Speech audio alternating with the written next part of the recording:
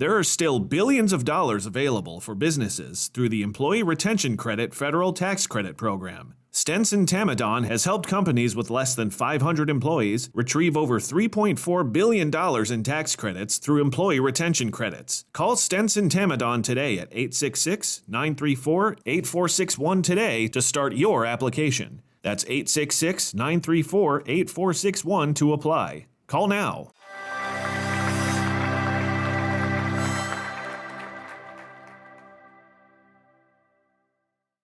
Welcome to the AutoSuccess Executive Spotlight.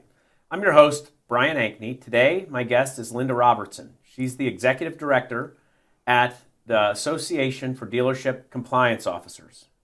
Welcome, Linda. Thank you. It's a pleasure to be here. I really appreciate the invitation. Thanks for coming. Absolutely. Let's dive in. Okay. Tell us a little bit about yourself and your career path that got you to where you are today with ADCO. Okay. So I first started out working in healthcare and human resources, and I worked there for about 20 years. My positions were in employee relations and again in recruiting. Mm-hmm. And what I've realized is the importance of the employee in business and taking care of the employee and having the employee understand what are the expectations for compliance, accountability, what to do if there's a question, and where to report if something goes wrong. I later moved to a company in Canada that got in trouble with the SEC. I'm not going to name names, but it was a really wonderful opportunity. This was a company a wealth management company, and they brought in new people. I was part of that team, so to speak, that came in initially. It was a 5-year program to build this company up. And again, looking at the SEC and the compliance needs, it was a fun experience, but again, it went back to the people. About 2011, I started to work with my husband, David Robertson, who's the executive director for AFIP, the Association of Finance and Insurance Professionals, and we began to get some calls. And for an example, I did receive a call from a salesperson that said, I've been selling cars for 10 years, and I'm a compliance officer, and I don't know what that means. And those calls seemed to increase. And so I started to do some research. I found a study that was completed by the Center of Automotive Research, and this was a study that was requested by NADA, and it talked about the study was to show the dealer what federal regulations impacted that dealership. And it's an older study. It was requested in 2012. It was published in 2014. But it was kind of the foundation as I started looking at across the dealership, the regulations that were required and the dealership needed to adhere to. Along with that, I started taking some classes and attending some workshops and looking at the process. So in healthcare, you've got HIPAA and you've got Joint Commission and several of the enforcing agencies that monitor healthcare. And I started looking at the same type of enforcement agencies for the automotive industry and put together a compliance management system. We referred quite extensively to the federal sentencing guidelines, and in Chapter 2 of those guidelines, it outlines the elements of a compliance program and actually goes into some detail about what the expectations are. So with those two programs, I started visiting with compliance professionals in the industry, and we pulled together this opportunity to train compliance officers. This is the first generation of compliance officers in the auto industry, and it allows us to provide a service for them, but also to educate and to hear what's happening in the dealership and how can we address those needs. Well, a lot of people right now are talking about the FTC dealership safeguards. Yes. And that's, that time's upon us. Yes. What does that mean to dealerships? What do they need to be aware of? The safeguard rule has been in place since 2001. So if you're a dealership that has embraced this regulation and it's been active in your dealership for 20 plus years, the changes are going to not be as significant as if you're a dealership that has not addressed safeguards or any of the compliance attributes that are part of this regulation. So One of the first steps is that you need to inventory your customer information. We're talking about MPI, which is non-public personal information, but you also need to inventory just your customer information, their name, their address, and so forth.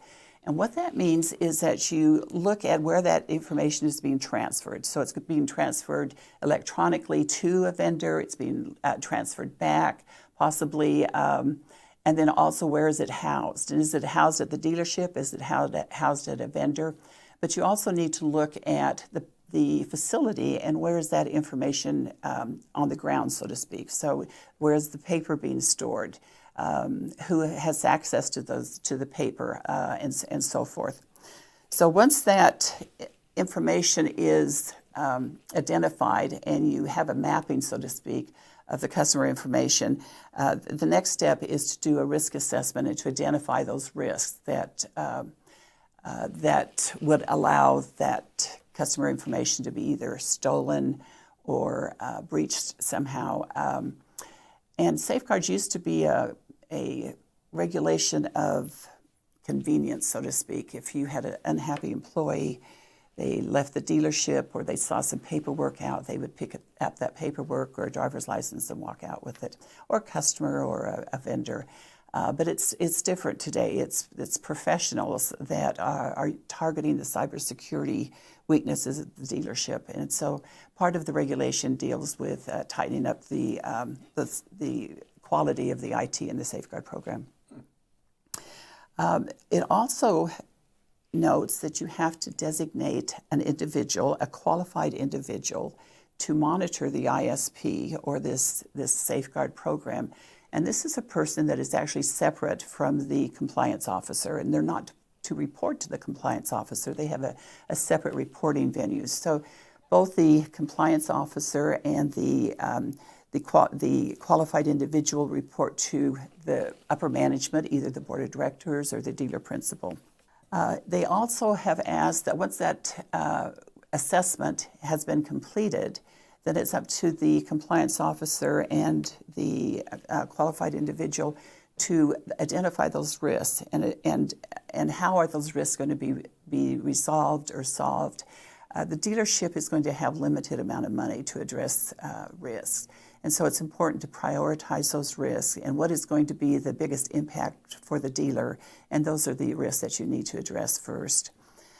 Also, they have requested, the FTC has requested that as you make these, as you identify these risks, that you also put together a plan and tell how you're going to close these risks. Mm-hmm. So this risk assessment is something that's done initially, but also is something that's going to be done frequently throughout the dealership to assess the risks, to see if the controls are working, identify new risks, and so forth. The next would be to perform safeguard testing for the IT companies.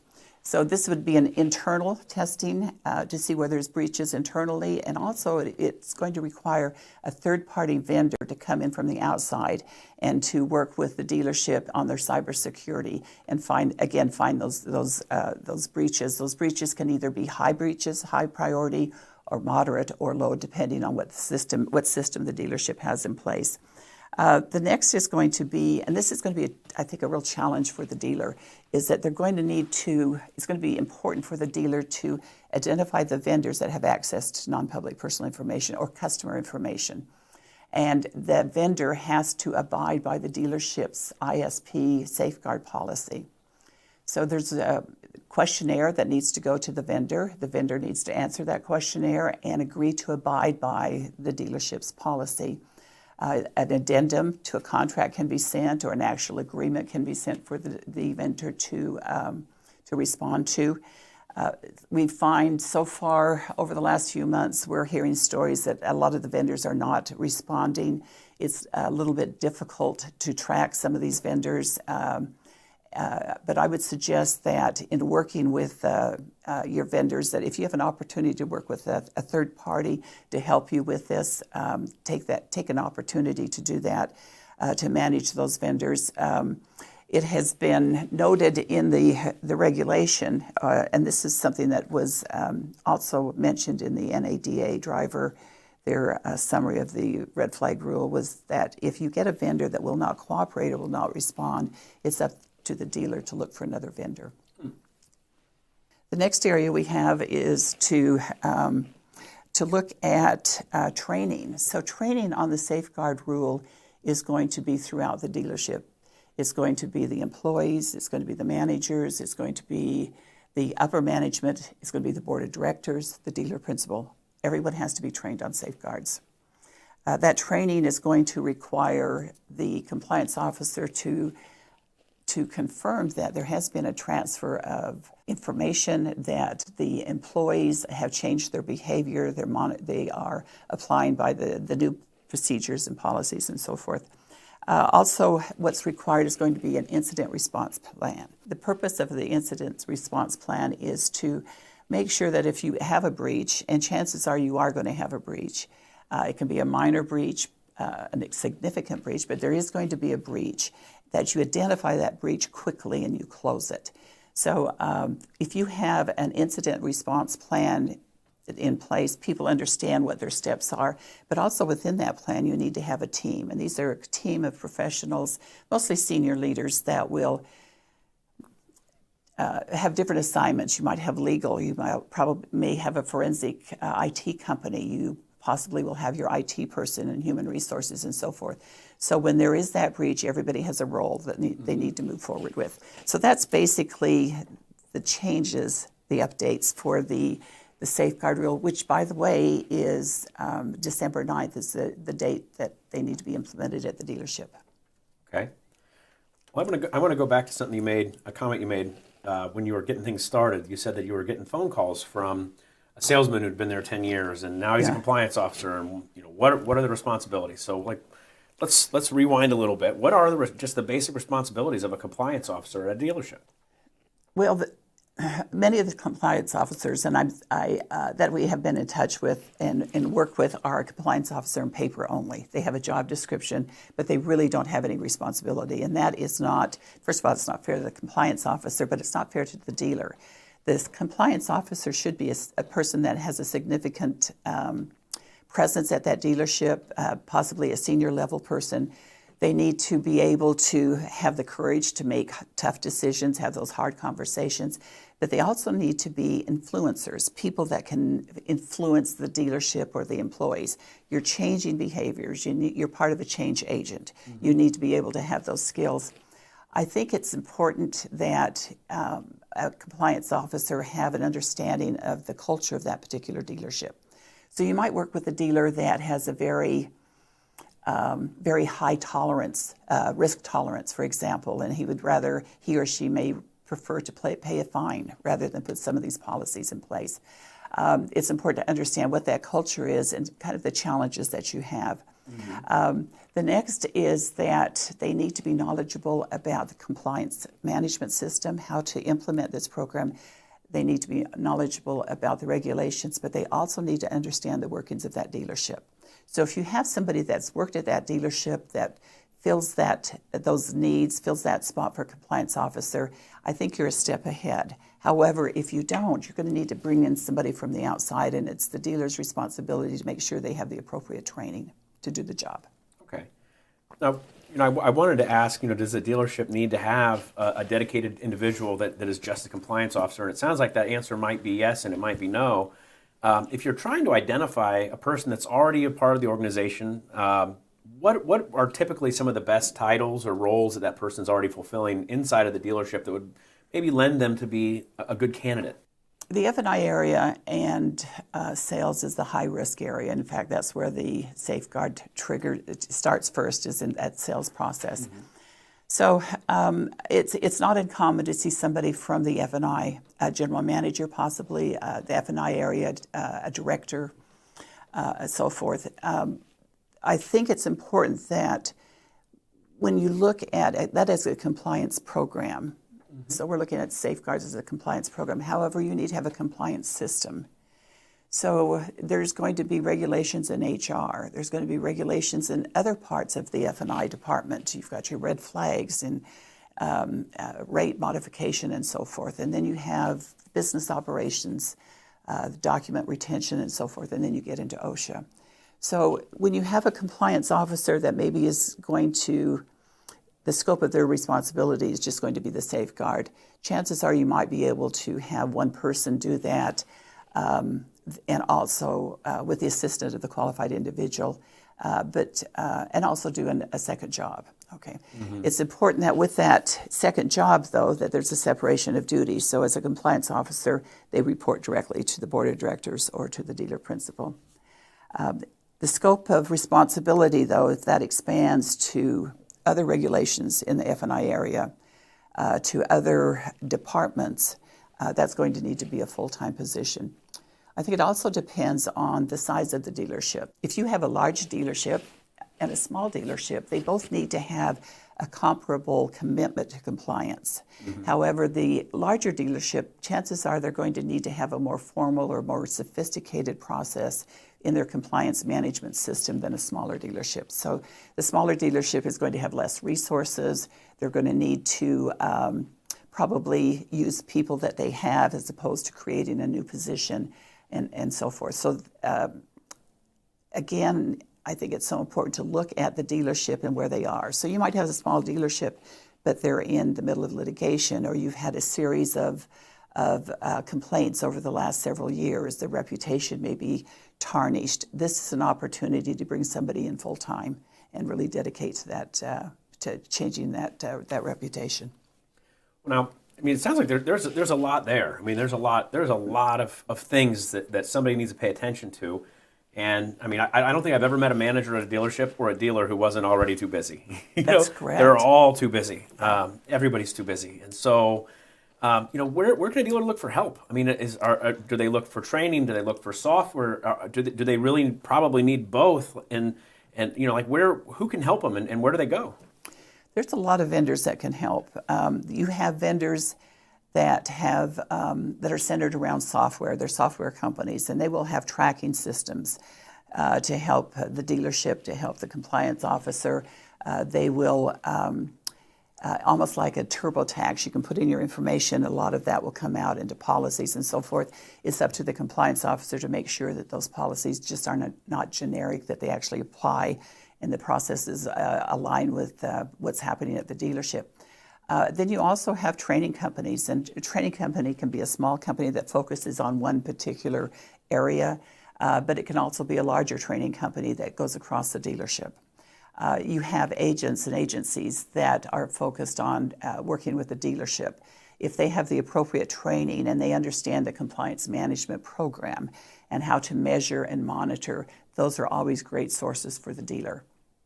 If you have an opportunity and it's financially reasonable, look for those third-party vendors to assist you. We kind of touched on a large dealership versus a small dealership. Mm-hmm. Now, there's a ton of dealer groups out there. Can one individual, play that role within a group of rooftops, or does each individual dealership have to have their own compliance officer? Well, it needs to be set up where where the program is effective. So looking at how we propose that at ADCO, how we propose that a compliance management system is set up, but also how we have seen in larger companies, it's important to have a corporate compliance officer or someone that is the ultimate report, so to speak, person that will connect with the board of directors or the dealer principal. However, that compliance officer cannot be in every dealership 24 hours a day or 7 days a week. So it's critical to have a risk management team or a compliance management team. These are people in the dealership that can help support the compliance program. This risk management team may have someone from HR, a couple of people maybe from your finance and insurance area, someone from business operations. I think it's important to have a champion from management that would be on this team. But this would allow you to delegate some of those responsibilities out into that dealership. If you have multiple rooftops, you might look at setting up, maybe pulling one or two people from that rooftop to form that compliance team. But by having people actually that are in the operations every day involved with the employees and the processes, they're the ones that can help manage and monitor those risks.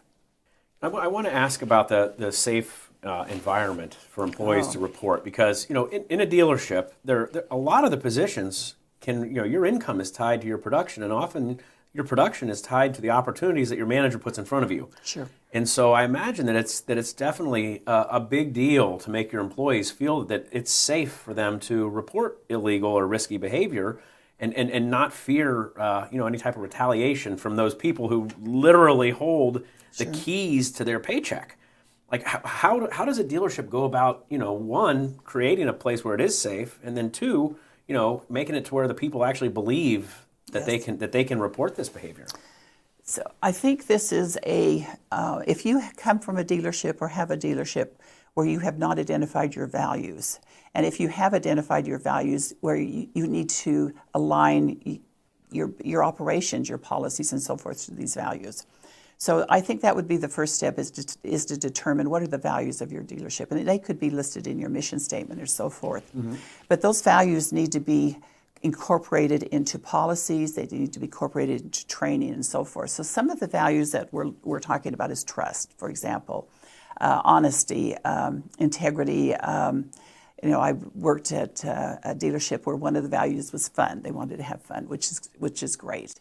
But you have to take those values, and it's not something that can be driven down from top down. It has to be something that comes from the bottom up. So possibly a task force of employees, people that understand the dealership, people that are diligent and very faithful to that particular dealership. Anyway, you create this task force that I think will help identify those values. But there also are other steps that need to be put in place. For example, you have to have, I think it's critical that a dealership have an anti-harassment policy, and they monitor that policy, and there's an accountability for that. It's critical that they have a non-retaliation policy. And retaliation could be as simple as your boss just ignoring you because of something. So it doesn't need to be overt. And then a confidentiality policy. Now, confidentiality is going to be somewhat subjective, because at some point you might have to visit with an attorney and so forth. But if you bring in people, an investigation or so forth, they need to sign a confidentiality policy and adhere to it. Now, you've got these policies in place, you've got your values in place, but unless you have leadership that actually walks the talk, so to speak, that presents these values in their everyday operations and how they deal with people, there's not going to be a trust. So if you have a middle management, that tone in the middle type of leader that's a little bit of a bully, okay, you're not going to be able to develop that trust. If you have a manager that is very aloof and distant, it's going to be difficult to build that trust. So managers need to be trained on on what is expected for them to help build this culture of compliance. So when you have that culture of compliance where people feel comfortable in reporting, that's what you're looking for. I think the best reporting venue is going to be an open door. But again, you have to have that trust. But there may be an employee that just wants to share information and keep that confidential. To have a Dropbox or a confidential email, it's important that the person that puts in a complaint, and it could be very trivial, such as the coffee is too hot, or it could be something very significant, such as a sexual harassment or some illegal activity at the dealership. But it needs to be investigated, and that particular person needs to know that it's been addressed, that they've been heard. And I think it's discouraging to put in some type of a complaint, especially if it's something that's significant and affects not only your workplace, but the dealership and the profits and so forth, and have nothing happen. So there needs to be a response, and that can be kept, again, confidential, but it's a continuous improvement cycle. And I think that by having the monitoring, the training and so forth, you can build that culture. One of the things I really like about the safeguard rule, and yes, I do like the safeguard rule, is that it incorporates these various elements of a compliance management system. So if you do this right, you're actually incorporating a lot of the elements of a compliance program that's going to make it successful. I gotcha. I did want to ask, because you'd mentioned different styles of managers, and I would have to guess, in the car business there's a lot of big personalities. Yes. And especially in the management level, I mean, we're an industry where people set off fireworks inside to get guys excited on a weekend, or they go outside in front of the dealership and they all dance around and they clap hands and they woo woo woo. And I mean, so that the idea of these managers with small personalities, there aren't very many of them. No. Some of them borderline bully. I think that term is probably a fair one to use sometimes. What's a dealer do? I mean, you've got a guy that's been there 20 years. He sells a whole heck of a lot of cars, and sometimes he's like a little more like a big brother than he is captain of the football team. So I think some of that is going to be how you've incorporated compliance into your dealership, and that's going to direct you on how you're going to address this. So if compliance is part of your job description, if compliance is part of your performance evaluations, it's part of your pay plan, okay, that's going to make a difference. Mm-hmm. We hire these salespeople and they're aggressive, and we expect them to push that boundary, okay? Mm-hmm. And I think that's okay, they just don't cross it, okay? And so there needs to be an accountability, again, it goes back to training on where is that boundary. Mm-hmm. If you have a middle manager or anyone actually that is in the dealership and I'm going to use the example as a bully since that's kind of what we're talking about right now, mm-hmm. and they've been trained, they've been disciplined on it, they understand what what's the accountability of it, and they may be subject to discipline, but they still continue to do that. That's somebody that you need to move out of your dealership because they're going to hurt your system.